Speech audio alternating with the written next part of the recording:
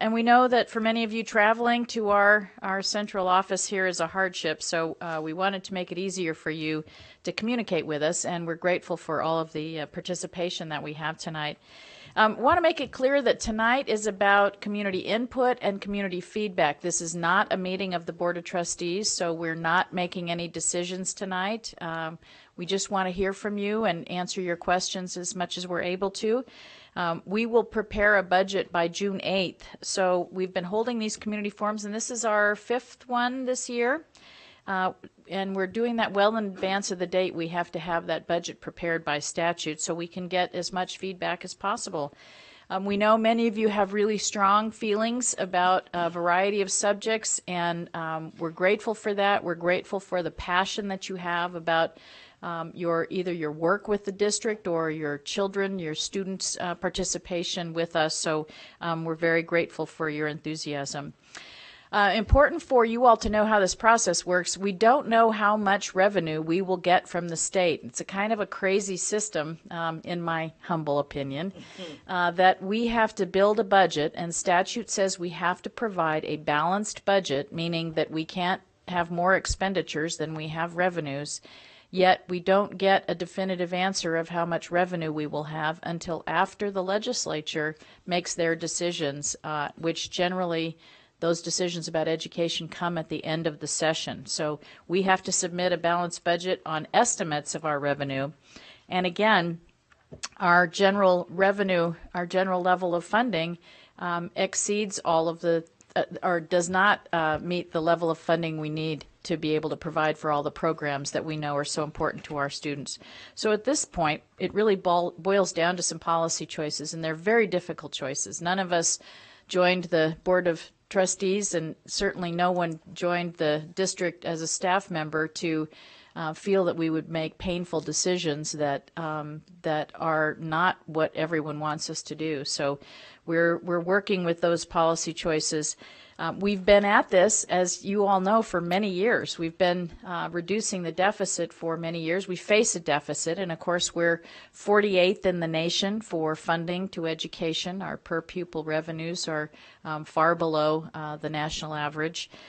So we have done a lot of work on cutting the budget in the last few years, but we are faced with continuing to have to find some ways we can reduce expenses. So it's really important for us to hear how students, how staff members, and particularly how parents and community members feel.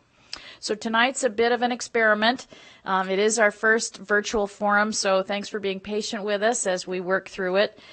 We'd like to start with some introductions so that you know who is around the table with me tonight. And I'm Katie Simon Holland. I'm the president of the school board this year. And Jackie? I'm Jacqueline Calvert. Also a trustee. And I am Angie Taylor, trustee for District E, and I'm serving as the clerk this year. Okay. And let's go around. Lisa, you can start, and we'll go all the way around the table. No, please, Lisa. My name is Lisa Scurry. I'm the policy coordinator for the district. Thanks. Samantha Fredrickson, community engagement for the Board of Trustees. Irene Payne, Chief Communications and Community Engagement Officer for the school district. I'm Mark Matthews, Chief Financial Officer. Thank you. Good evening. I'm Deborah Beiersdorf, the Chief Academic Officer. I'm Rick Martin, the Director of Transportation for the district. I'm Pete Etchart. I'm the Chief Operating Officer, so I oversee transportation, facilities management, and nutrition services. Good evening. My name's Charlie Hoppe. I'm the Director of Housekeeping and Maintenance for the district. Okay. And now I will turn it over to Trustee Calvert, who can talk about what our agenda is tonight. Good evening. Here's how this evening will look. We're going to start by talking about how we use some of the input we've learned from you last year during our budget forum. Then our Chief Financial Officer, Mark Mathers, is going to give an overview of the budget and talk about priority-based budgeting. We will then review how the community forums have been going so far and provide some of the results of the community budget survey. This should take about 30 to 45 minutes, and I'm going to turn this over to Angie. Thank you, Trustee Calvert. Then we'd like to spend a good portion of our time tonight answering your questions and taking your feedback. And in order to do this in the way that's fair to all, our staff is going to alternate between taking questions from our online audience and then taking a question here from those of you who are here in person. So if you're here in the boardroom, you'll need to submit your questions in writing, and then our moderator, Samantha, we'll call you up to the podium when it's your turn. And we're going to ask everyone, we appreciate your taking your time to be with us tonight. As President Simon Holland said, we're going to ask you to just state your question or provide your feedback in just a couple of minutes. I believe we're going to use our public comment clock, which allows 3 minutes, I believe, for everyone. And then that hopefully will give you enough time to say your comment or your question. But, we want to be respectful of your time here. We said from 5:30 to 7. But during that time, we want to take as much feedback and answer as many questions as we can. So we want to be done by 7 so we can get to hopefully all of them. Right, hopefully all of them. So if you're watching virtually, again, if you're here in the audience, we want your comments or questions in writing. Samantha will call on you. And if you are watching virtually, then please email your questions and or your feedback to questions@washoschools.net. Again, that's questions@washoschools.net. Excuse me, members of our staff are checking that email constantly and refreshing it regularly. And then our moderators will alternate again from those questions we receive from them virtually and then the questions we receive here from you that are here in the audience. Okay, so now that we know the lay of the land, let's get started. Madam President? Okay, thank you, Madam Trustee.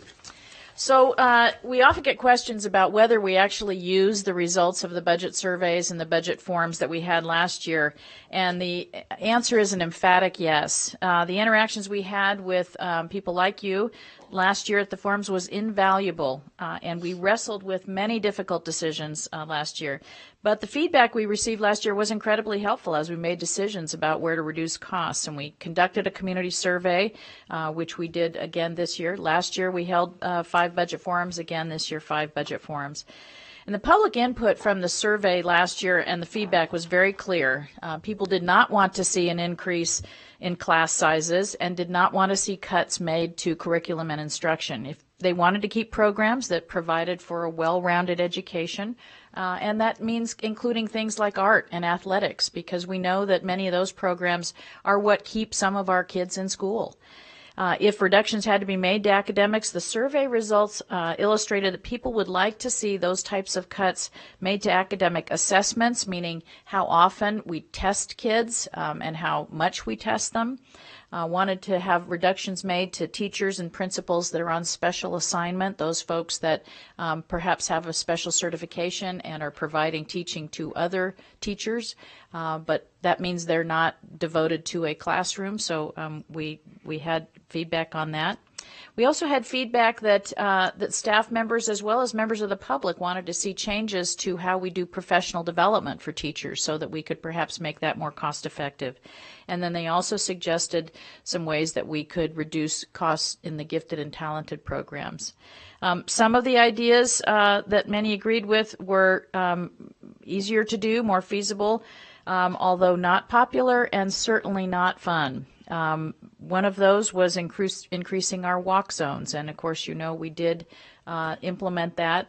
It was a very highly rated element of our survey and our forums. People thought if you have to cut, go ahead and increase those walk zones. And of course, Rick Martin, who's here as our transportation director, had his phone ringing off the hook and did a lot of work to see how we could make that work for families.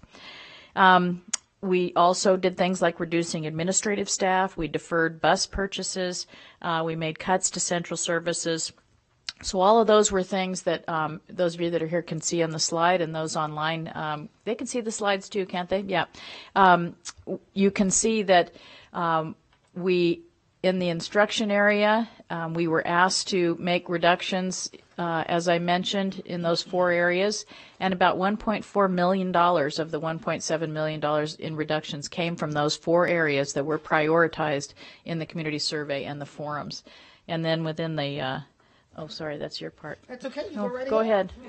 Right. I'll turn it over to my capable colleague, Dr. Taylor. Sorry. That's okay. As President Simon Hollett stated, the feedback and the information that we got last year from these open forums and from the surveys was really incredibly valuable to us. And again, 1.4 of the $1.7 million in cuts from instruction, or on the instructional side, came from those suggestions and recommendations we got from you. Again, doesn't mean that any of them were easy, and certainly not fun. In regards to operation and support, 1.16 of the 1.86 million in cuts came from those suggested programs as well. So your feedback again is invaluable. These are very difficult decisions for the board to make, but we're so glad to have you here to have these important discussions with us as we make these decisions upcoming pretty soon here in the future. So this is, or are we going to the, yeah, okay. Are we going to Mark? Nope. Yep, okay. I will toss it over to our Chief Financial Officer, who is a guy, along with the team in the finance area, is really working hard to make sure that we make smart decisions. Thank you, Madam President. Mark Mathers again. So before we kind of talk about tonight's kind of topics, we wanted to give you some context on our budget. And a lot of times the most common question we get is, how did we get here? What happened so that we're now facing a deficit? So I'm going to try to quickly go through kind of Budget 101 here at the district so you understand kind of what's within our control and what isn't. So the first thing we wanted to kind of clarify is we're talking about our operating budget, not our capital budget. So as most of you know, voters approved WC1 in November of 2016 to provide a new funding source for new capital facilities and renovation and repair of existing facilities, and that has worked out great. We now, as most of you know, are building 3 new schools. Well, we've actually started on Arrow Creek Middle School, so now we're in the middle of construction of 4 schools. So that's really helped a lot, but what kind of we're left with is our operating budget, and that goes to things like salaries and benefits of our staff, which is roughly 90% of our budget. But also the utilities, the energy costs, the gas costs for our facilities, including schools, classroom supplies, equipment, and then maintenance that goes on in our schools. In addition to that, things like school police. So that's the real issue we're trying to tackle tonight and in the budget process, and that's where our challenges are on the operating side. In terms of where our money goes, this is a pie chart kind of breaking that out between direct instruction, which is 61% of our budget, and then school support there, a little under 20%. The next biggest slice is operations and maintenance, 14%, which includes both custodial staff but also transportation, so our bus drivers and school police. They're all part of that light green slice of the pie. Then the next smallest piece is central services, and what this includes are central administrators, but also departments like human resources, business and finance, and IT.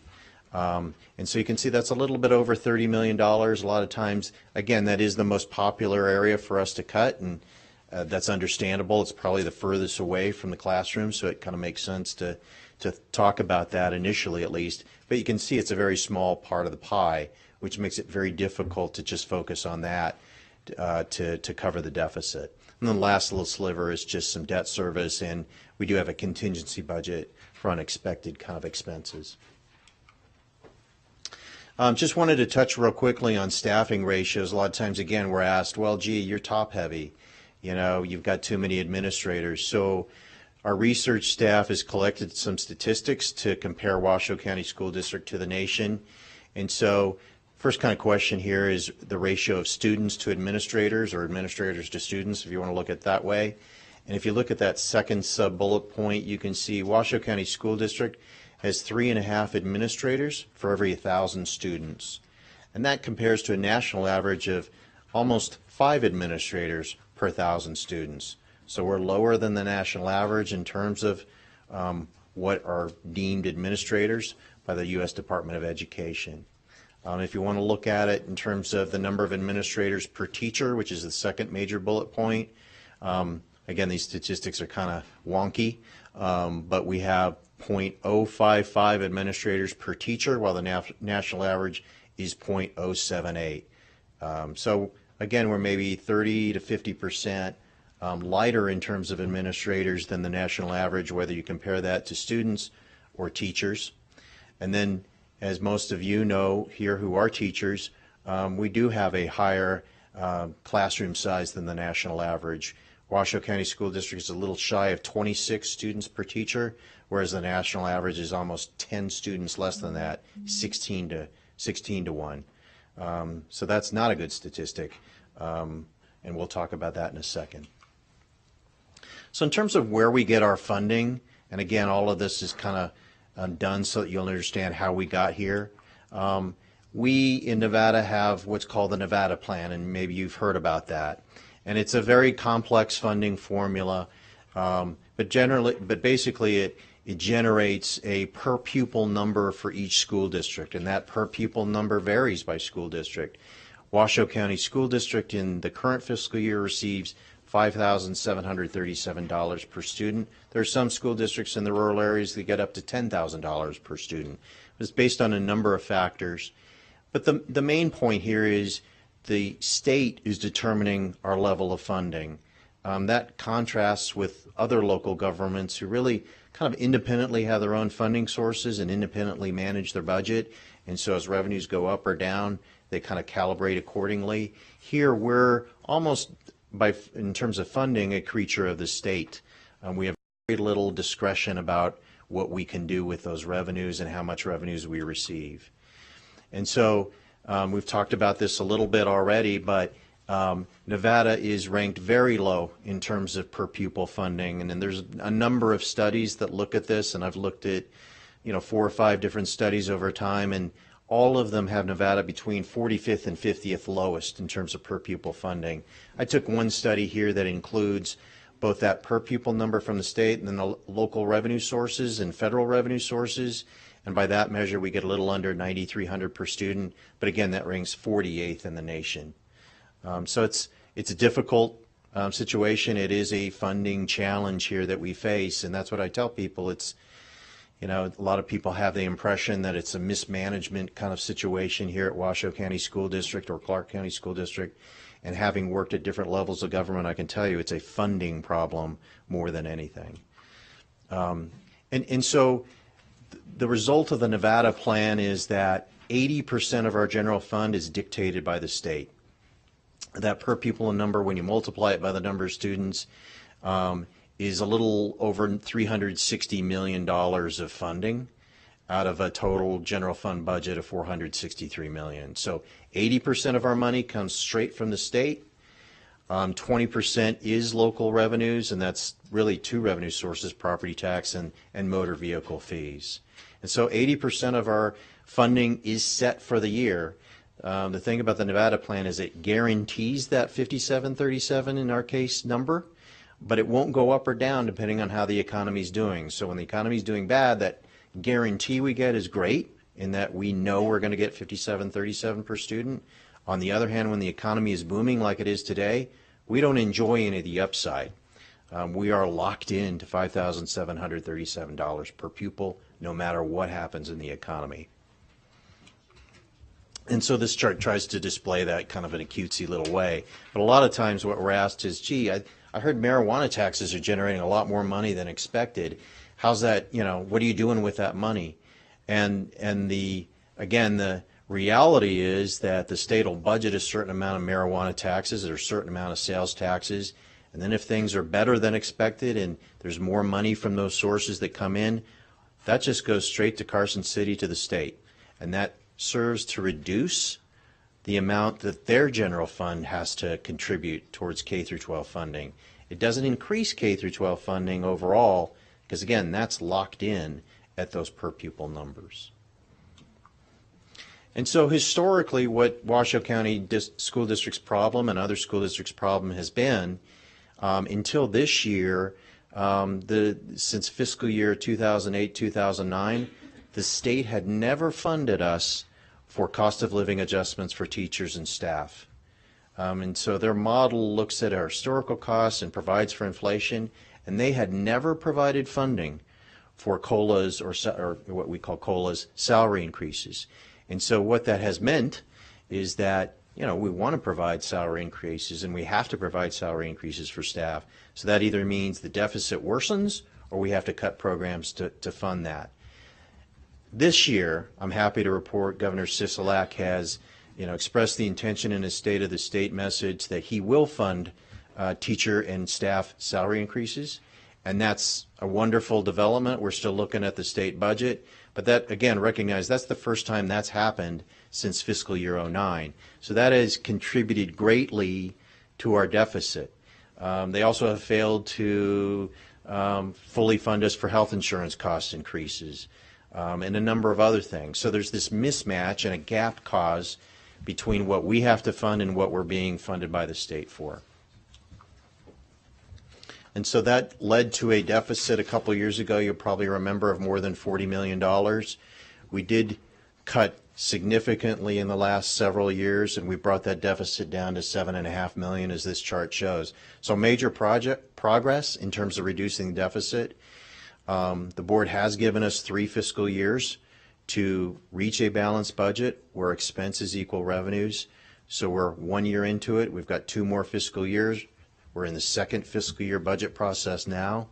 So our charge is to, again, balance the budget and find solutions to cover that $7.5 million plus what we know are increases to the budget in this fiscal year and next.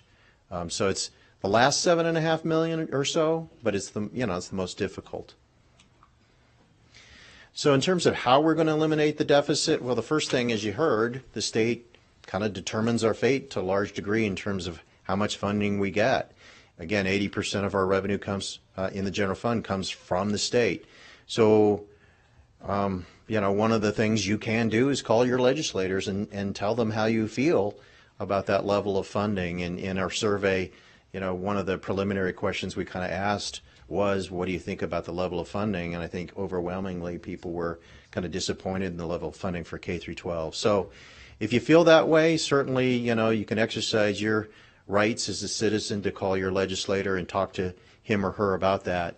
As President Simon Holland mentioned, we have just started the legislative session. It goes for 120 days. They don't meet next year, so this is a very small window that one might influence your legislator to kind of change the equation. But the other thing we've done and embarked on in this last year is what's called priority-based budgeting. This is a process used by more than 150 local governments, but never before has a school district done this. And we are the first school district in the nation then to do this. It's a very in-depth, complex, complicated, lengthy, intensive project. It's taken us all of 2018 to get through it. And basically how it works is, first step is to identify all the programs the school district operates. We didn't actually look at general instruction. We didn't look at inside the classroom, those programs, but we looked at everywhere else. And we identified more than 750 programs. We then allocated costs to those programs and personnel. And then we went through 2 rounds of scoring. The department self-scored their programs, and then there were 9 peer review teams comprised of management that included principals, a number of folks from our academic area, some folks from our central services area, but not business and finance. I just want to make that clear. And they looked and reviewed at those departments self-scored and made adjustments, sometimes up, sometimes down. And so each program was scored against, in terms of student services that directly provided programming or servicing to students. We looked at 5 different areas. They're shown there on the screen. So each program was scored against each of those 5 areas. For internal services or support services, there were different metrics that we looked at. So these would be our operating departments or central services departments. They were scored against these 6 metrics. Then after we had scores for all those programs, we divided those programs into 1/4 or quartiles. So programs were tallied up again by score to the top 1/4 and the second 1/4, the third 1/4, and then the bottom 1/4. And here's how those dollar values of those programs broke out by quartile. So the top quartile, the highest scoring quartile, is quartile 1, and then 2 and 3. And you can see Washoe County School District budgets and spends roughly the same amount in each of those 3 quartiles. The bottom quartile, quartile 4, we spend the least, which is good. So we've kind of intuitively prioritized our funding, and that's $16 million. And then this chart breaks out those program costs between student services and support services. But we know a lot of our programs are mandated by either the state or federal government. In fact, most of our programs are mandated by the state and federal government. So what we zeroed in this process was to first look at quartile 4 programs, those quartiles or those programs that score the lowest. One thing I want to make sure everyone understands before I kind of go on, we're not saying quartile 4 or even quartile 3 programs are not worthy programs. We'd like to continue to do them all. But again, we're faced with a deficit. And so, again, the notion of priority-based budgeting is to look at those programs that most directly align to the strategic plan goals of the board and therefore, are the highest priority based on those strategic plan goals. And so what you can see here for quartile 4, which is the red or slightly red programs sorry, I'm looking real closely. Quartile 4 programs total around $10 million. The yellow, again, are student services programs, and the red is support services. And then if we had to, we could start looking at quartile 3 programs, and you can see how that breaks out on that slide. One of the kind of nuances of priority-based budgeting is just because a program is either quartile 4 or 3 doesn't mean it gets chopped automatically. It just means we start the analysis of, are there things we can look at in terms of, is the program have fees that go along with it, and we could increase the fees? Is there a growing demand for the program that maybe mitigates whether or not we should look at reductions? Are there cost efficiencies through technology or other means we can take advantage of? And can we find a different way to deliver those services? Or would it mean a service level impact if we reduce costs in those areas? So the scoring of programs really just starts us on the analysis in terms of management and staff trying to discern all the answers to these questions and coming up with options for the board to consider during the budget process. So again, to clarify, none of us want to look at reductions in any of these programs. These aren't recommendations. They are really, at the end of the day, they become, because we've kind of cut already into the muscle of the district's budget, we're now cutting into bone, I mean, frankly. And so these are really policy options the board will have to consider beginning in February 26 and going forward. None of us want to do these things, but again, we have to look at it if we're going to meet the board's goal of balancing our budget. And again, as President Simon Holland mentioned, the great unknown here is what funding from the state will be in fiscal year 20 and fiscal year 21. We don't know what that looks like, and we won't until the end of the session. So it's very difficult. It causes a lot of stress on everyone's part, but that's just the reality of how state law and the state budgeting process is set up. I think from here we're going to turn it over to the subject matter experts to kind of describe the following programs that we highlighted for discussion tonight. Probably some of you here very specifically for one or two of these programs, but this is a partial list of the programs we're looking at. There's virtually no corner of the district's budget that we're not looking at, but these are some of the larger programs or programs that carry the most interest, I think, that we are looking at. And again, the idea here is there a different way of doing these, of providing these services in that we can do them more cost effectively? So I think from here, folks will describe each of these programs, and so that you kind of have some context to it. And I think I get to go first. So, as I said earlier, I'm Irene Payne, and I'm Chief Communications and Community Engagement Officer for the district. So I'm just going to spend a few moments talking about the first bullet point on the PowerPoint. And really my purpose is just to give you an idea of what we're talking about when we talk about communications and community engagement. I'm first going to talk about creative services, and I'm going to include branding as part of creative services because it really is, that's where it sits. So the creative services for the school district is a two-person team that works with the whole school district. One member specializes in video production, and then the other member specializes in graphic design.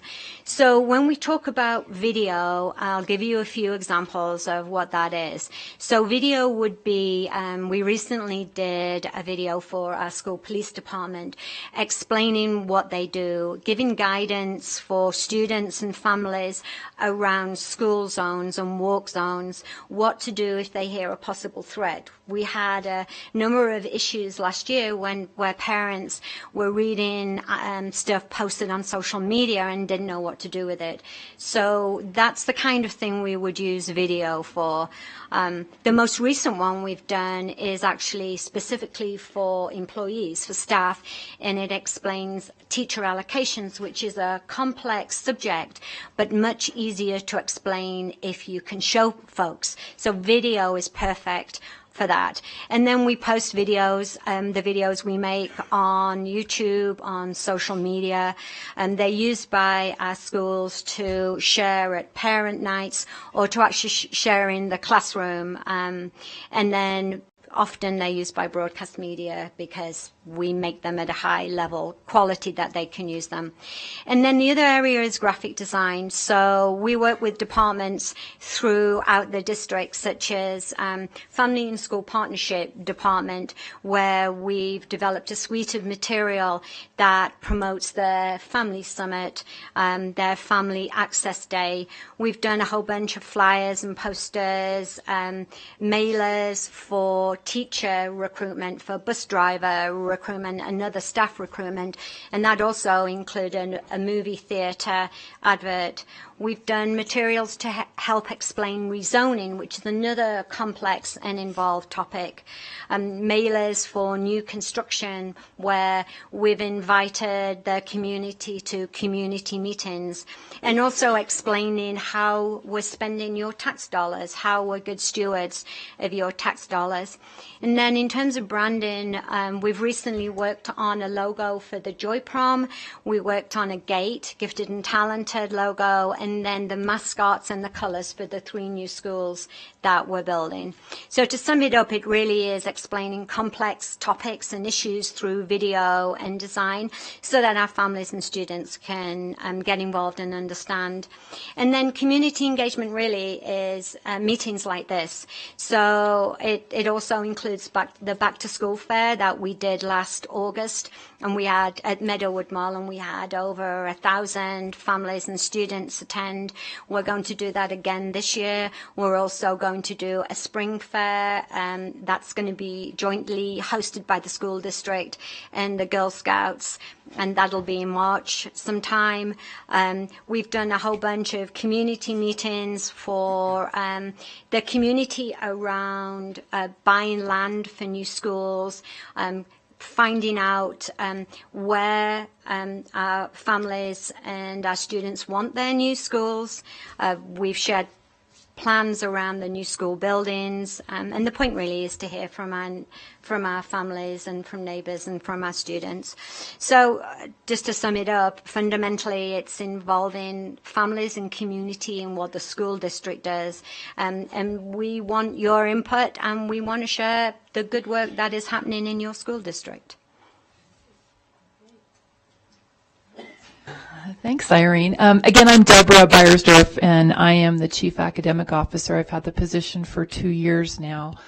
Prior to that, I was a principal in the district and a teacher as well. So when I talked to you a bit about that second bullet up there about curriculum initiatives, that have scored in the third or fourth quartile through our priority-based budget.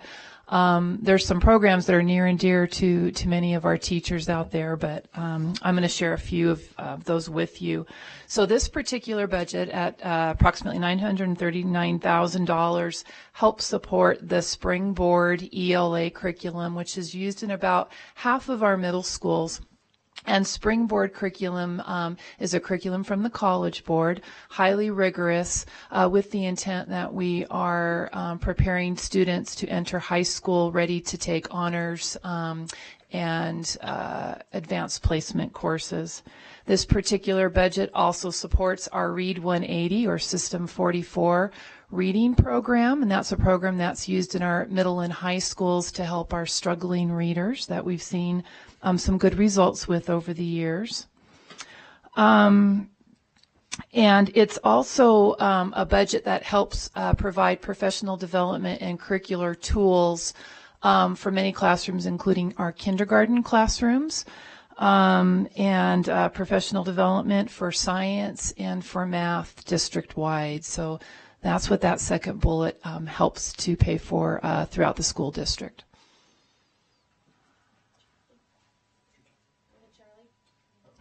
Actually, I'm going to do this one. Pete Etchart, again, Chief Operating Officer. So I'm going to talk a little bit about what the custodial services is. And I think for the most part, it's pretty straightforward. This is keeping our schools clean, our over 100 schools that we have in the school district.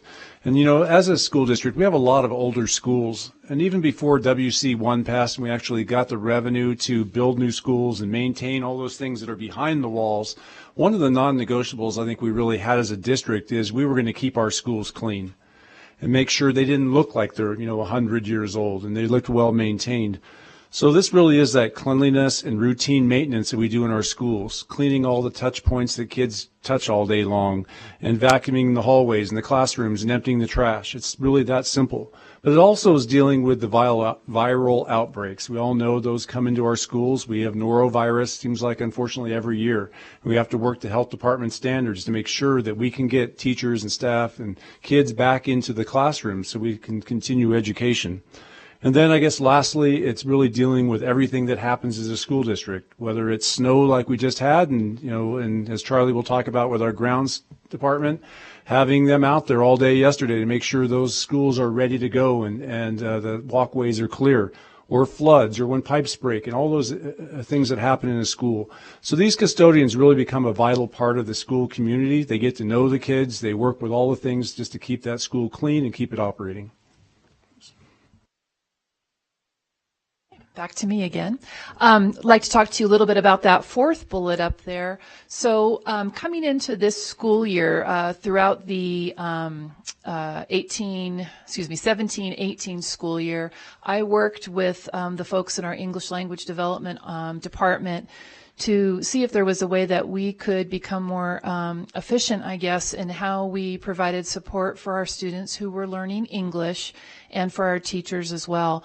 Approximately 13% of the kids in the Washoe County School District are considered English learners, and they're at different levels in their journey to become proficient in English. Part of my concern was that were we pulling students out of the classroom more than we should be when we know we want them in the classroom with their teachers, with their peers, and with the support coming into the classroom? That's hard to do with extra teachers. And so I worked with the EL department to come up with what we call a redesign in providing support for our classroom teachers, our principals, and our students through what we call a facilitator model. And that we were able to reduce some of our EL teaching positions. We continue that work, and as we head into the 1920 school year, we're going to continue with that redesign. All initial data is showing that it's been a great success. We're in assessing our students right now to see how many more of our kids are going to be able to exit from EL services. But we've got about 13% of our 64,000 students that are ELs. So this is something that priority-based budget did not get us started on. We started because we believed it was the right thing to do for our kids and for our schools. Okay, it's still me. I've been busy with this, but believe me, it's been hard. So gifted and talented programming. Currently, the district budgets about a little over $4.1 million there for the GT, Gifted and Talented Education programming throughout our school district. So you'll see up there the pull-out, which includes our School Within a School, our SWAS programming, which is currently in 4 of our elementary schools, Hunsberger, Gum, Whitehead, and thank you, Collin Ranch. He takes the kids there, so he knows that. And Collin Ranch Elementary School. We also have 4 magnet, and we do provide right now transportation for those students to access those programs, SWAS as we call it, School Within a School. We also have 4 magnet, middle school magnet programs at Mendive, Clayton, Pine, and Swope. Transportation is not provided to those students. We also have a program called High School Institute, GT High School Institute, which is at Hug High School, and that serves about 120 students right now. And then we do have positions or service for our students through what we call an itinerant model, where we actually deploy GT teachers to schools to make sure that we are serving our students who are GT should be receiving GT certified services or identified as GT. What we've been doing here too to become again more efficient is we're working hard to get as many of our teachers district-wide GT endorsed as we possibly can. By law, we have to provide 150 minutes, at least 150 minutes per week for our GT identified students. If a student is in a 3rd grade classroom at Echo Loader Elementary School and their teacher does have their GT endorsement, then we do not need to deploy an itinerant teacher to serve that student. So we have been working hard over the last few years as well to become more efficient in our GT services as well. But GT services is something that we're needing to take a look at through priority-based budgeting. And I'm going to ask our staff to pick it up a bit so we can get to questions and comments from the community. Thanks.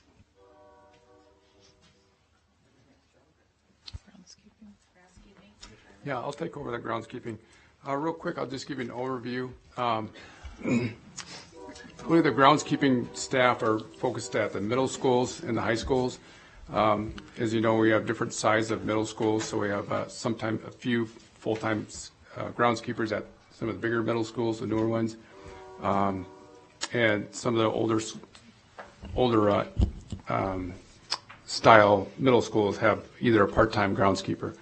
Every one of the high schools has a groundskeeper. As you know, there's a lot of activities. There's a lot of square footage, acreage. A lot of the high schools have about 40 acres, multiple fields, so their primary responsibility is to make sure that the grass mowed, weeds are maintained. You know, that's just part of it. You know, that irrigation, water conservation, and a lot of it's support actually for the athletics activities going on, not just athletics, but also for the PE programs. They need to make sure that sometimes the fields are safe, they're open. They help set up at times when necessary.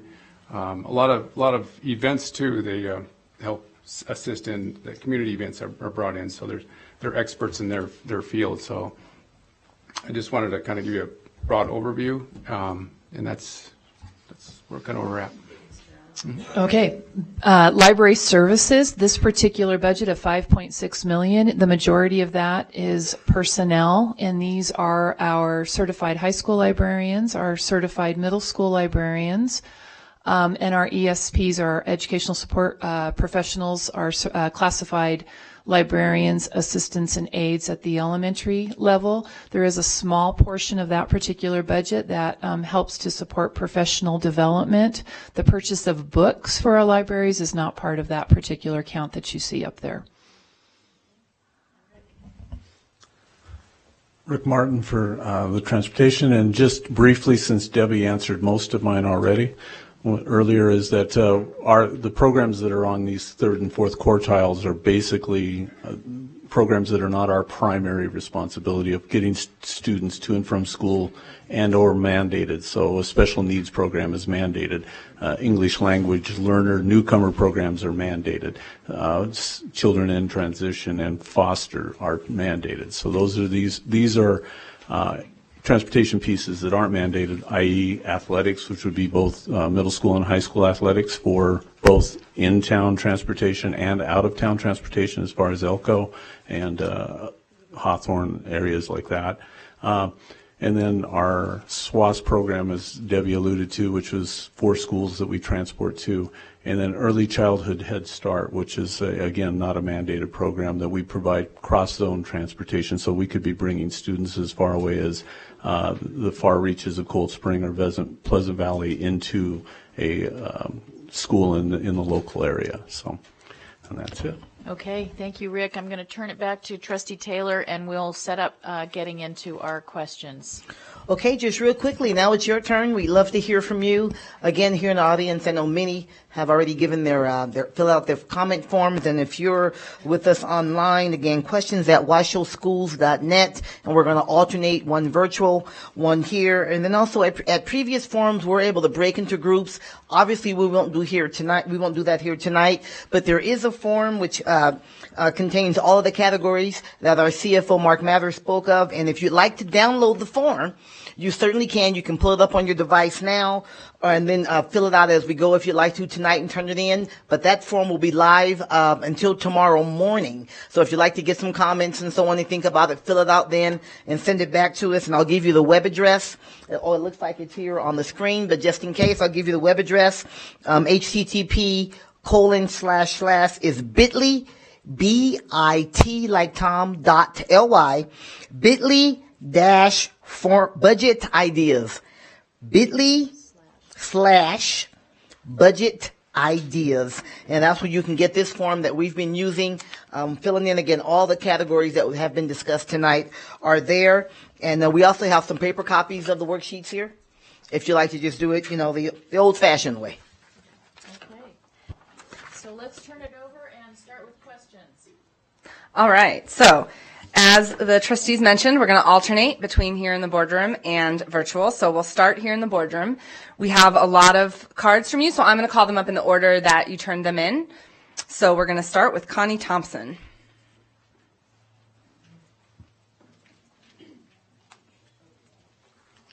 I knew I should have come later.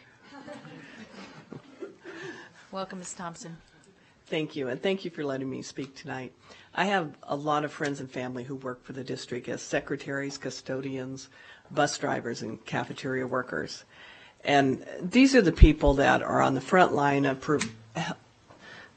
protecting the children from the infectious diseases, from food poisoning, point of entry security, and even car accidents. And I think we need to speak. I know at different times when the economy wasn't so good, a lot of them took a lot of hits and a lot of cuts. And I was kind of upset this morning. The news even pointed out that today this meeting was going to happen, and one of the things they were going to talk about was custodians because it was low-hanging fruit. And I thought that was really a rude comment, and I don't know whether that came from the news or somewhere else. And a couple of weeks ago, they had another story on the news about the shortage of bus drivers. And they attributed the problem to the economy being so good. And I took that as the wrong take on it. And actually, because I think the bus drivers are sorely underpaid for a very difficult job, working, from what I understand, a split shift. They have to pay for a lot of their own, like physicals and licenses, and I think to say that it's just the economy was the wrong thing. And those are people that, we need to watch out for. And in looking at the Transparent Nevada website, there's like over 150 employees with the district that make over $100,000 a year. Those are the people that we should be looking at, and not. Please, let's be respectful and not applause, and let her finish her time. Thank you. Thank you. A lot of these other, like the custodians and secretaries, a lot of these people don't even make, they may make minimum wage, but they qualify for food stamps. And to have any position in this district that qualifies for food stamps, I think is really a crime. I talked to many of them that work their shift and then they work an extra hour on their own time, because you cannot possibly get all of this work done in that amount of time. It's just cut after cut after cut, and you're still expected to do the same amount of work for no money. When they complain to their supervisors, it sounds as if the supervisors are so busy trying to get themselves ahead and out of that job, they're not willing to take it up the ladder and do anything about it.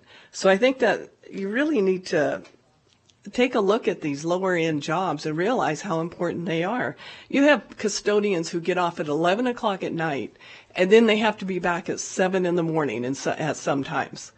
That's not even physically safe to do. Thank you, Ms. Thompson. We do have a 3-minute time limit, so we can make sure we get other people in. But thank you for your comments, and we do appreciate But also people are losing their vacation days because they just aren't allowed to take them. There isn't enough coverage. And you folks should all be screaming about the pot money, because do I understand that? I need to. Huh?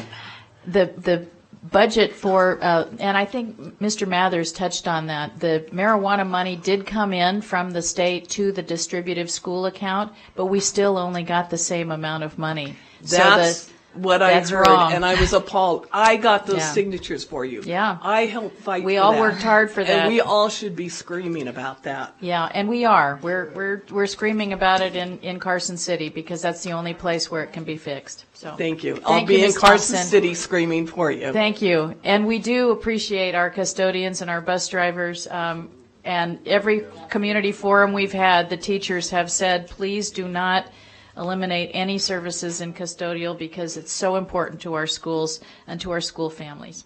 Okay, let's go ahead. Okay, we're going to take a virtual question, which is, why have 4-day school weeks never been discussed? Several counties in Nevada as well as across the country do this.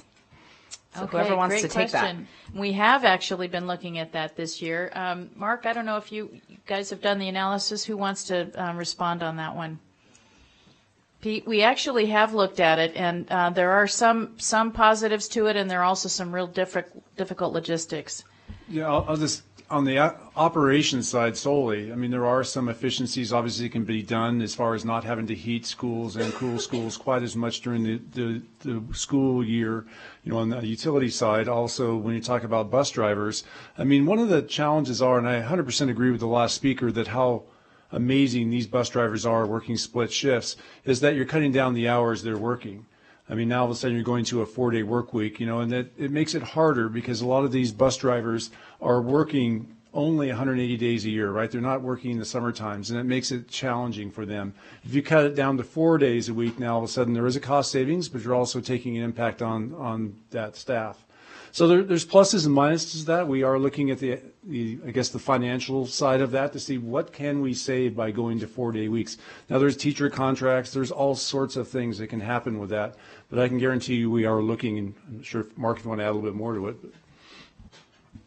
That's something we, I think, have looked at and we refresh periodically. You know, aside from the financial kind of side of it, though, you know, we do hear from parents who, you know, would have to provide daycare, childcare during that 5th day of the week, and so that's another thing that comes up when this issue or idea is brought up. But it's, you know, it's worth looking at, certainly. I guess the other thing I was just thinking on nutrition services, we have the same impact. And nutrition services is an enterprise fund, which is why you're not seeing it tonight in any of these budget reductions. We live with the revenue that we gain through selling lunches. So when you go down to a 4-day week, all of a sudden we're not obviously feeding kids as often, and so it would really have an impact on the revenue that we bring into the program. And I don't think that would probably offset the expenses we have. So it would just be another thing that we're looking at. But again, pluses and minuses to that 4-day work week. Okay, let's move on to another question. All right, Thank you. the next person here in the audience, and if I am mispronouncing your names, I'm sorry, but I think it's Vijay Nalahala. Thank you. Sorry about that. No, we need to have you so the people on the online can hear you as well. And you don't have to speak when your name is called. If you want her to read a question, you can just let us know from the audience. Okay, I'm here to mainly represent the gifted and talented. I think each child is, but they need to be, I think this program is very important. I'm glad Washoe County has so far supported it, and I appreciate all your efforts in keeping down that budget down from 40 over the years. And so this program, my daughter is in SWAS, and she really enjoys it, and I brought her here because she just wants to go and be there and support this program. So she really enjoys this program, and so far I know that this program is about 99% or so. So I don't know if the transportation costs or what it costs in this 4.1 million that comes down when you remove it or redesign it. So I want to know more about what that redesign affects the SWAS students. And secondly, I know there are so many bright students. So if you can change the borderline from 99 to 98 so that each school has a separate classroom for all the bright and gifted and talented kids, I'm sure parents would be very happy with this decision, and I know a lot of parents who are interested in this program. But it's a one-day test. If the kid has a bad day, it's just a little piece of the puzzle. It doesn't, I mean, my daughter got in, but it doesn't mean that so many other kids who haven't not been there are not bright. So maybe if we can change the borderline, and I don't know what makes that decisions, but tweak it a little bit so that each school has their own, and you can cut down on those transportations. And the testing comes, I don't know if it costs, what is the numbers on the testing for the GT, but maybe you can cut down on the testing from second grade to third grade and then go from there. I don't know what the numbers are, but I'm just throwing out my ideas to make sure that this program is not least affected when you make a decision. So, and I think that's it. Okay, thank you. So, Deborah, do you want to talk anything about the redesign? And I'd like to suggest that we reduce the comments to 2 minutes because we aren't going to get very far with 3 minutes, if that's okay with everybody who's still waiting. Okay, Deborah, maybe talk about GT. Sure, absolutely, and thank you very much, ma'am, for your comments. So the amount that I showed that you saw earlier does not include transportation, so that's under the transportation department.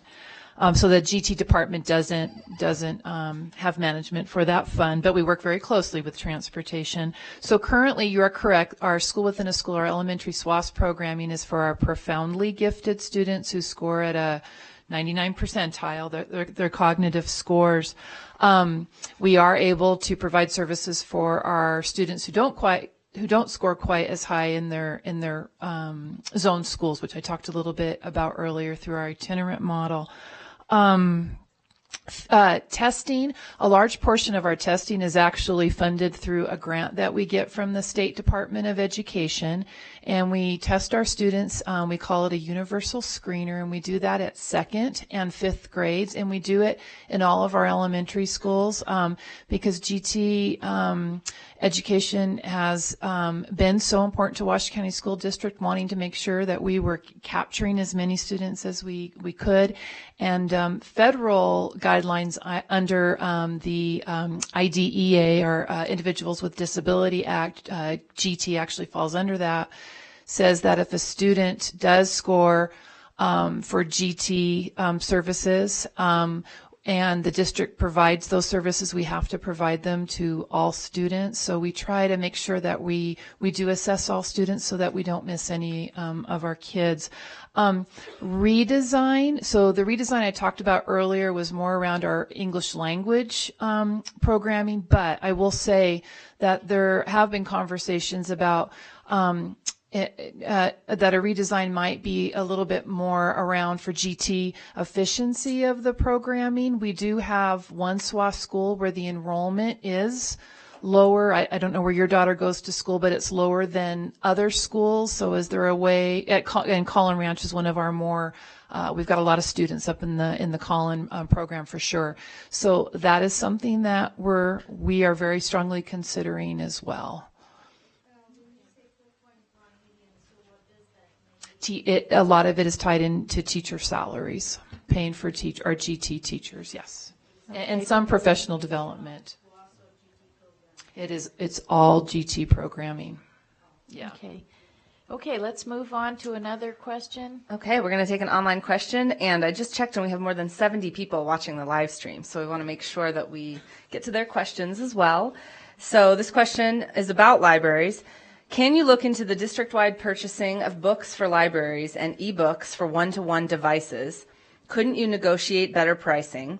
Also, you should increase the book deposit fee. Currently, this is $20 per student, which does not cover a single textbook. Who wants to take that? Deborah? Okay, I'm writing down the notes. So let me start with the book deposit fee. So that's correct. Our schools currently charge $20 for textbook deposit. So a little bit different than maybe the tied into library services. So when the school district purchases new curriculum, for example, at our last Board of Trustees meeting, our board members approved the adoption of a kindergarten through 5th grade English language arts curriculum. That contract or that purchase price includes all those materials. For the most part, schools, when we think about the books that are in their libraries, that's usually paid for out of this actual school's account. So schools, there's a book students want, or working closely with the librarian, a series of books, whatever the case might be for the libraries. Those are purchased for the most part through site or school budgets. We do have some grants out there, like I think about the Zoom grant, which helps support our EL students. That's allowed. We are able to buy library books for that. But the $20 deposit comes up a lot, and a textbook. Back in the day when I was at the high school site, the average cost of a high school textbook is about $100. So, and if students have, say, 4, 5, 6 classes, to charge a family that much would be super prohibitive for families. So the idea is that the $20 will get those books back as best we can, and our schools work super hard to get those books back. Librarians, office staff, teachers, etc.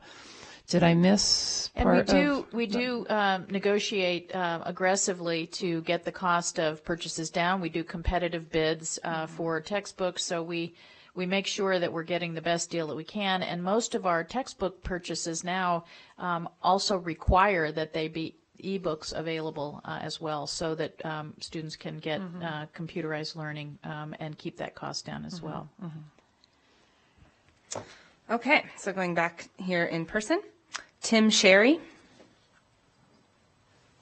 And Tim, is okay if you can get it in 2 minutes? We'll see. We're Okay. gonna find out. I'm going for it. Hi, thank you very much, Tim Sherry, and I just want to talk about what I believe would be the deleterious effects of cutting GATE. And I'm not just a parent who's saying that they have kids in GATE. Yes, I do have 2. They are almost done with it, 8th and 6th grade. I have younger children that are not apt or likely to be in it. I believe it makes a difference for our community. How? Why? Okay, I'm a physician, and I'm the chief recruiter for my group. There's over 20 physicians, and I find that the prospect of the fact that there is a program such as this, and I can describe the program and the effects it's had on my children, has been indispensable in attracting the most educated people to our community. With 14 years post-secondary education of my own, and everybody I'm interviewing having at least that much as well, these are exactly the community members we want to bring in. And they all will have children that are more likely to have 1%, top 1% IQ, etc. So when I tell them that we have in our community is something that is not 49th place in the nation, as you've been reading, as Nevada has 49th place in everything related to education, it only goes so far to say that's Las Vegas. I can only point a finger so much. But when I could put a finger and say, here it's different. Here it's different. My 2 children have benefited from this, and it's been fantastic for them. And these are specific, palpable examples. Now, one other thing I would like to mention. I am a beneficiary of this. When I was in Seattle, Washington growing up, I was in an identical program nearly. I may have fallen through the cracks. My best friend from kindergarten dropped out of high school. Some of my other best friends in my neighborhood are far from their potentials. Idle minds, we know what happens to them. If you are highly capable and highly motivated, you may be motivated inappropriately. I'm very glad my children are on a straight pathway of rigorous needs and rigorous requirements. If we lose this, I'm not going to be able to recruit the way I've recruited previously. I may actually move away. I do know 3 physicians that came to this community because of and or stayed here because of GATE. Thank you. Thank you so much, Tim. All right, we've got an online question. Why are we not asking for more money to help us educate our students? Why don't we reevaluate the Nevada plan? It is not sustainable to continue to ask teachers to do more with less. Well, you certainly are singing our song because we are aggressively asking for more money. Staff from the school district superintendent as well as trustees and others have been meeting with legislators and officials over the past 2 years. We continue meeting with officials. I know the superintendent was in Carson City today. So we are very diligently working on getting what we hope to be better results from this legislature for an increased funding for students. It's not an easy thing to get.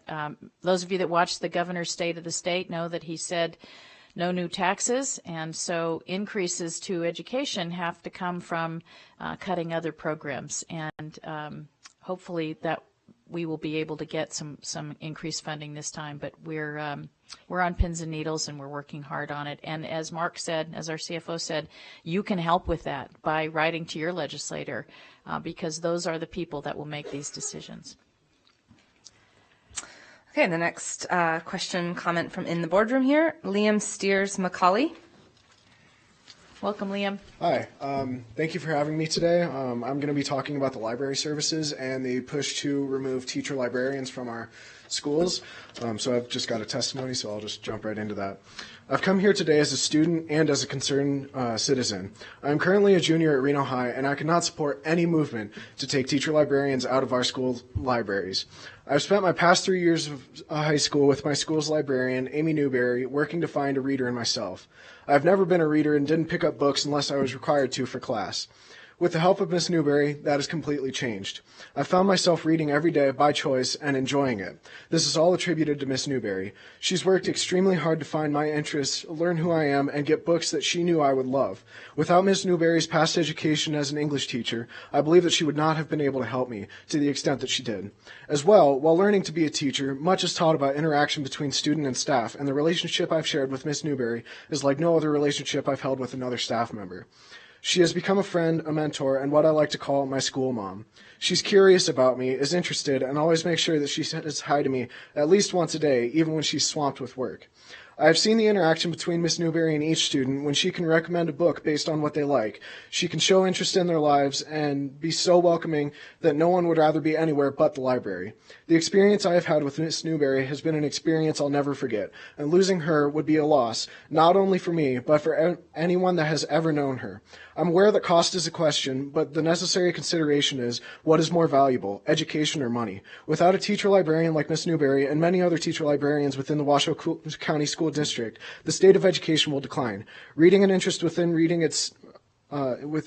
itself will lessen, and the value of having librarians within schools will be minute. A study that researched the relationship between teacher librarians, and student success conducted in March of 2018 found that, quote, in these statewide studies, the most substantial and consistent finding is a positive relationship between full-time qualified school librarians and scores on standards-based language arts, reading, and writing tests, regardless of student demographics and school characteristics. Lance and Kachel, 2018. With these provided findings, I urge all those that can change the state of our school libraries to follow, 1, basic findings that student success is directly linked to a solid and efficient library system, which Ms. Newberry has created, and 2, the testimony I've given as to how I personally have been touched by the amazing relationship I've had with Ms. Newberry, and the relationships I've seen start with Ms. Newberry's welcoming smile and beautiful library that has been a second home to me while I'm in school. Thank you. Thank you so much, Liam. That's great. And please know that certainly the trustees absolutely value our libraries, and we know that they are an important part of our students' success. So, the next question we have is an operations question. And it is, why not sell the school district headquarters building and property and move your staff to the schools? The building is older, high maintenance, and an inconvenient location for most to visit. You could then lease a small location for top administrative staff in the middle of the district. Pete Etchart again, Chief Operating Officer. We have absolutely been looking at disposing of this property over time. The University of Nevada has wanted this property for as long as I know, because in their master plan they actually show expanding onto this property. We've worked with them to look for options of where we could possibly go, but honestly right now we don't have the finances to move. If you walk around this building, you'll see 4 people usually in the office. It's made for 1. We are extremely overcrowded in this facility, and this facility is old, and the HVAC system does not operate very well. And as you can tell by this boardroom, we do not have really a boardroom that really serves the needs of this district. So we're going to continue to look for options of something we can do that we can afford, but right now our main focus is to build schools for overcrowding, put all of our resources into repairing, those critical repairs in our schools, and again, building new schools and renovating those old schools so every kid has the same opportunity in a classroom. That's our main priority, and then we're going to look at this. If it made sense financially, believe me, we'd move out tomorrow. All right, so calling someone up in the room, Kathy Zarker. welcome, Kathy. Thank you for your time. I appreciate it. I am going to touch on something that was discussed earlier, which is the marijuana tax. When I researched the law, I found that for the 2017-2018 year, marijuana sales generated $70 million in taxes. 23.7% of that is considered a wholesale tax, which was supposed to go into the education fund, and the rest is supposed to go to the rainy day fund. From things that I heard earlier, it sounds to me as though the state is violating the law about distributing those funds to education like it's required, and I'm wondering what the district is going to do to ensure that that money is distributed appropriately. That is a really good question. So I want to clarify, there are two taxes on marijuana. The retail tax does go to, or had gone to the rainy day fund. Governor Sisolak has talked about redirecting the retail tax to help support school safety initiatives. So that's a good thing that he has recognized. That's a bigger priority. That retail tax was I don't want to get too technical, but was placed via statute. So it really is up to the state about how they might use those revenues. But as I said, Governor Sisolak has talked about using that retail tax money to fund school safety initiatives, which is a really good thing, really direly needed. The wholesale tax is the other tax that you mentioned, and that was approved by voters. And what the initiative required is that money be deposited in the distributive school account. So the state is following that to the letter of the law. Unfortunately, what we haven't seen is what that hasn't meant as an increase in K through 12 funding. So I think your point's well taken there. But I wanted to clarify the two taxes and what's being proposed this legislative year. And again, just to clarify, the governor proposes things and then the legislature has to vote on them. So we have been, again, meeting with legislators. There are a lot of people in the state of Nevada that want to get their hands on that increased revenue in the marijuana tax. So there are a lot of proposals about it, but it was it was heartening for us that the governor put it in his State of the State. Our next online question is about transportation. Have you examined a private contract for bus services and or giving high school students vouchers for Uber and Lyft instead of bus services? Yeah. Rick Martin, Director of Transportation. Yes, there have been considerations for outside vendoring services and the like. There are some aspects of that would require a full overhaul of our entire district, including our resources to allow for that. The situation with the Uber and the like, that has been discussed, but it is a very good idea, as providing a specific demographic, i.e. the high school students, the opportunity for Uber or Lyft vouchers. There are some concerns from a standpoint of safety issues and things like that, and how would we qualify that? So.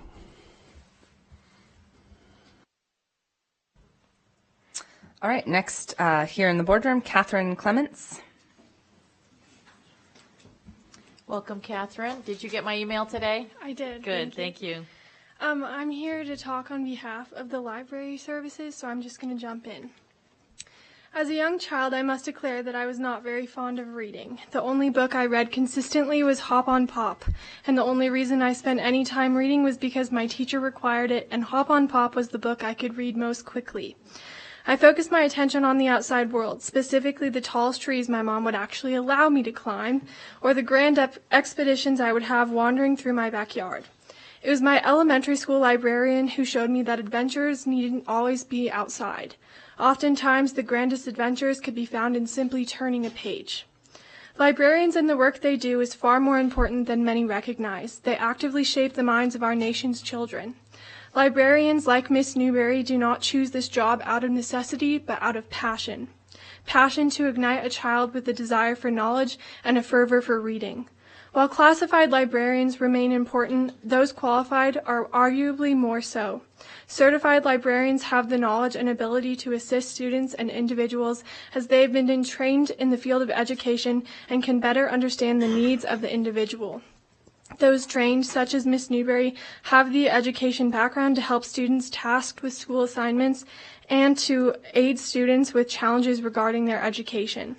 While budget cuts may be necessary, removing certified librarians and actively taking away their ability to influence young men and women is an irresponsible decision. Thank you.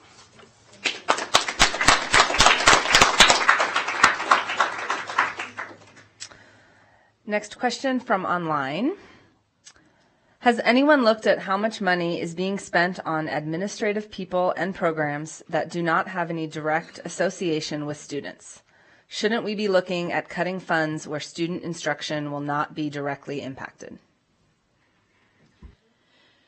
Mark, I know that's been a great subject of priority-based budgeting, and as you saw, we have made over $1 million, well, just last year we made over $1 million of cuts in administration, so it's an ongoing challenge.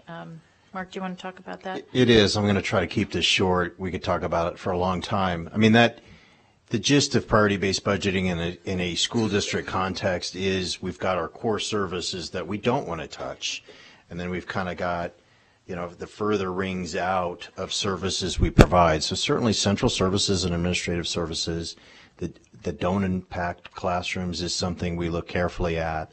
Last fiscal year, they took the biggest hit. And I suspect that may be the case again this year. So it is something we look at. It is something we don't, look past. So we'll continue to do so.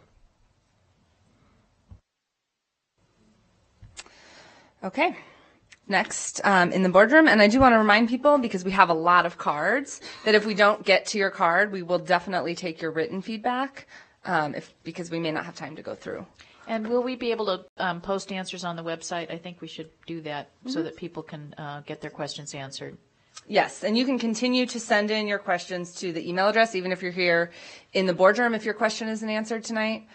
And the worksheets that we've handed out and that are available on that bit.ly link also is another really good way to get your feedback in, because staff and the board will be looking at those for your specific ideas about the various programs that we've discussed. So the next person here in the boardroom is Amy Arias. Welcome, Amy. Thanks for being here. Thank you for having us. Thank you for creating the opportunity for the feedback. And thank you to the students who are here this evening. Your testimonies have been very powerful. They show the impact of many of the programs that are up for debate this evening. So special thanks to you for being here. There were a couple things that I had listed as questions that have already been addressed. The marijuana tax, thank you for the explanation, Mr. Mathers, in terms of advocating to the legislature to get our piece of that we want to pass on to our students. There was a point about I'm abbreviating here, the communications and community engagement piece that you spoke to. Thank you very much for your explanations.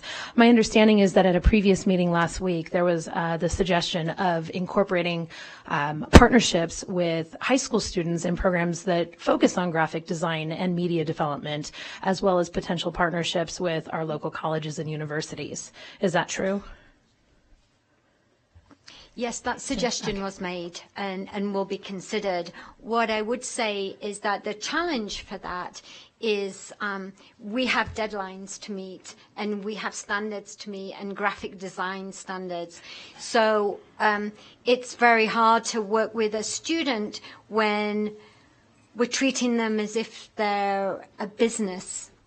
So we're looking at it, but it does have some challenges. It's because it's not necessarily a learning opportunity for that student, because you have a deadline, we need it by this, we need it at this standard, we need it looking like this.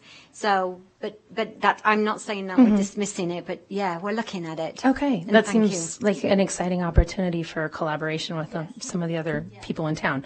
I guess my main point that I want to speak to with my remaining minute is regarding library services, and I know you're hearing that repeatedly. Since our schools seem to be so significantly data-driven, and the assessment tools, the standardized tests and such, depend in large part on reading comprehension for both ELA assessments and also mathematics, it would seem like an area where librarians and library staff can't be replaced by what I've heard as a possibility of student workers. Of course, there's the FERPA consideration there as well. But I guess I'm looking for some clarification in terms of what the phrasing less library staff, less library instruction to students, a redesign, what does that actually look like? Additionally, how will you account for the other services provided by library staff, like daily duties and support to both staff and administration? Thank you. Thank you.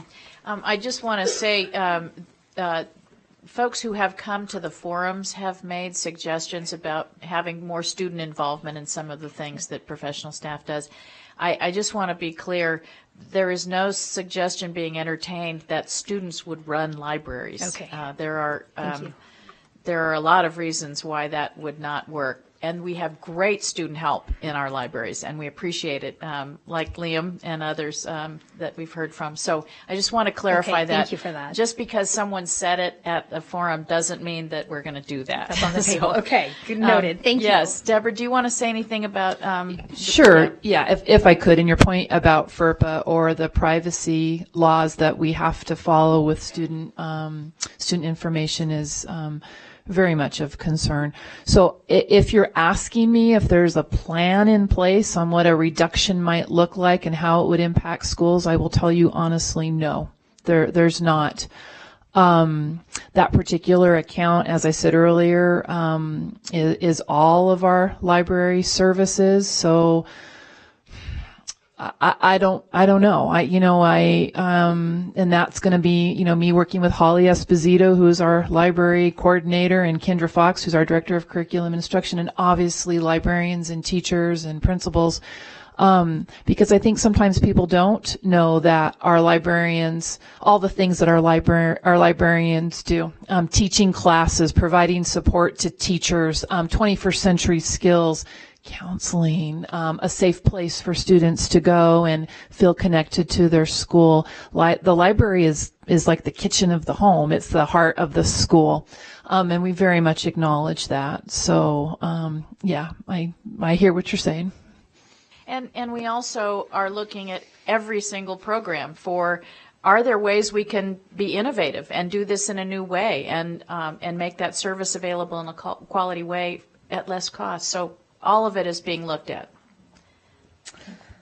Okay, the next online question. How can you consider cutting funds for a special education program, which is what Gifted and Talented is? Are we spending all of our money only on the below grade level students or average students? If so, what does this say about our education system? That's a good question. Deborah, I'll let you. A very good question. So, again, I had mentioned earlier that Gifted and Talented Education falls under the Disability Act, IDEA, so which also governs special education programming and that. However, while a school district does have to provide special education programming, it does not have to provide gifted and talented programming. But when it does, it has to provide it for all students in the grade level that it provides gifted and talented. There was a comment made. I'm looking at the gentleman who's a physician and a few others. Washoe County School District does an amazing job with its gifted and talented in it. And while the kind of that base level of the itinerant service that I was talking about earlier, that all students get served 150 minutes, our SWAS and our Magnet and our High School Institute are like jewels in the crown for gifted and talented programming in Washoe County School District. So, but it is different than special education programming. Okay, here in the boardroom, Elaine Ellison. Welcome, Elaine. Thank you for having us. Part of my question was already answered, but I'm still unclear. Most of the budget proposals are coming from programs that are directly affecting students. I don't understand why money is not being cut at the district level, and I would like an answer. Okay. And I understand that $1 million was cut from admin. I'm not talking about admin. I'm talking about people who are not with children every day. I am shaking because I'm so devastated that these kids are being affected every day by this. And we share your concern about that. And that has been the highest level thing each year that we have been cutting is in central services and administration. Mark, do you want to respond on some specifics? There's so many departments in the district that I don't find necessarily beneficial to us as educators, and I don't understand why we need them, as opposed to library. Yeah. I mean, that's a fair comment. I'm not going to deny that. I mean, I think what we get out of the community forums a lot of times is the reaction of, gosh, all of these programs are needed, right? And don't cut anything, which we would hope we wouldn't have to. And so it's difficult, I guess. Let me jump in, Mark, because I do want to be responsive to your question. Mm-hmm. The priority-based budgeting process has gone through, as Mark said, and not only did each department head give their own prioritization for every program and every expenditure in their department, but then those were reviewed by other people and quantified. And as Mark said, the challenge is that many of those things that we do are mandated, even if they're not about instruction.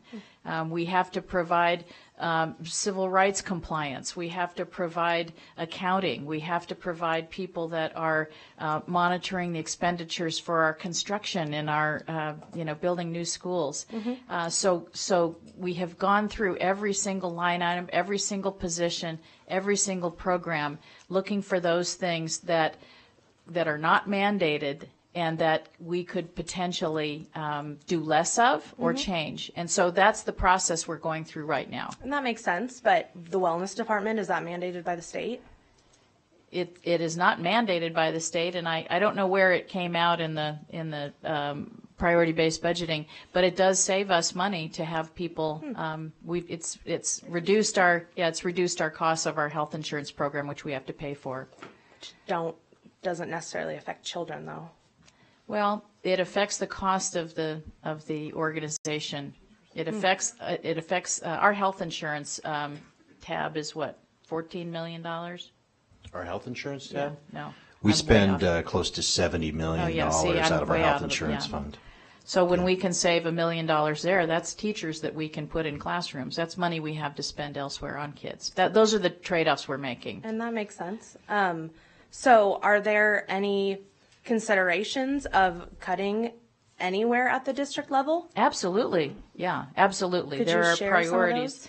We don't have proposals and recommendations. This is for us to get input from you. On February 26th, the board will begin hearing specific options. So that's when we'll be hearing proposals and recommendations. And keep in mind, these are people's livelihoods, whether they're in the classroom or not. Those bus drivers, those custodians, those accountants, those, folks that are and I lunch ladies and. Completely agree. But every time the budget comes out, it's directly affecting children in the school. The safety of our children with custodians being cut, library services, that's just what I don't understand. We absolutely do agree, and I want to share, we will be considering specific recommendations in another 2 weeks, so thank you. Thank you. Yes, I was just going to add, there is one item which is the communications and community engagement, which is from the admin building that is being considered. So there is that. Thank you. Okay. So I know there are so many other questions. I would love if somebody has a question that we haven't addressed who's here. Ma'am, do you have a question that hasn't been addressed? Come on up and introduce yourself, and because we do have to close, we do want to respect everybody's time, but we know there have been a lot of questions already answered. Hi there, my name is Karen Sarank. I'm a parent of 3 children in this district, and they have all been served very well by the Gifted and Talented program, so thank you for that, and please consider keeping the program as intact as you possibly can. With regard to the administrative building and the money spent here, I'm sure all of you are essential workers, but there is money being spent that I, as a taxpayer, question. One, vehicles for people in this building. I don't think that's an expense that is justifiable, and I'm wondering if you could help justify that. The second, how many administrators in this district are on paid leave at my expense and all these people's expense right now because of their own indiscretions? Why should the taxpayer have to be accountable for that? And what is being done to recoup the paid leave if the administrator is found guilty? I'll address your first question about vehicles first. The board recently just revised its policy about vehicles, and we have had the same questions, and the staff will be coming back to the board with an analysis of whether there are vehicles that we can eliminate. We do have a lot of people who have to be traveling our 6,500 square mile school district, and they do that to make sure that students are safe, et cetera. But we have asked for an analysis of the vehicles. That's one question. Regarding paid leave, until an investigation has been, just like in a proceeding where someone's been charged with something, we need to make sure that people's rights are preserved. So we do have people that are on paid leave, and that's entirely appropriate. But once there is a conclusion to that investigative process, then there are resolutions. And of course, those are all confidential by law. We have to maintain the confidentiality of those. But I can tell you, there are not very many. There's probably right now, fewer than 5 people that are on paid leave, and those are investigations that are being conducted currently. So, right. The investigation is currently underway, but I'm curious about when all is said and done. Will they need to pay back the taxpayer if they are found at fault? Ma'am, why don't you and I have that conversation, because I know everybody's got to leave, but there are a variety of options that occur, and sometimes it does include some repayment of costs. Okay. Thank you. Okay. Well, I apologize that we didn't get to everybody. I hope you will make sure that we get your questions, and we will answer them, and we will post them on schools.net. We very much value the input and are thankful for the questions, thankful for the dialogue. And again, thank you to the students especially who are here. Great for you to be part of this process.